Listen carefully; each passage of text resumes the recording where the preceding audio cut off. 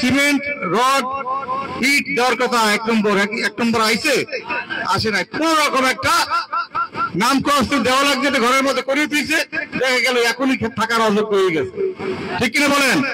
এখনই টিন থেকে পানি পড়ে, অনেকের চাল ভেঙে গেছে, অনেক সমস্যা বিদ্যমান।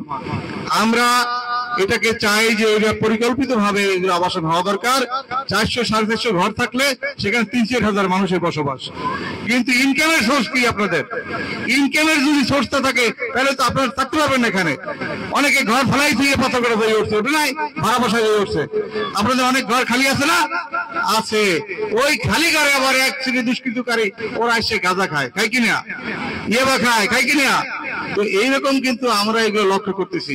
অতএব এই যে আমি ইউনোময়দাকে বলবো যে এখানে যদি কেউ এরকম কোন ঘর খালি থেকে চলে যায়, ওইটা যারা অভাবী আছে তাদের উপরে বরাদ্দ দিয়ে দেবেন সাথে সাথে। কোনো খালি ঘর থাকতে পারবে না।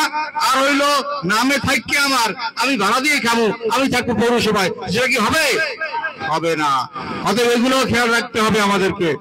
যাই হোক, আজকের এই আবাসন ব্যবস্থাটা একটা কবরস্থান দরকার, এগুলো আমাদের নাই। এরা কোথায় কার বাড়ি নিয়ে কবর দেবে?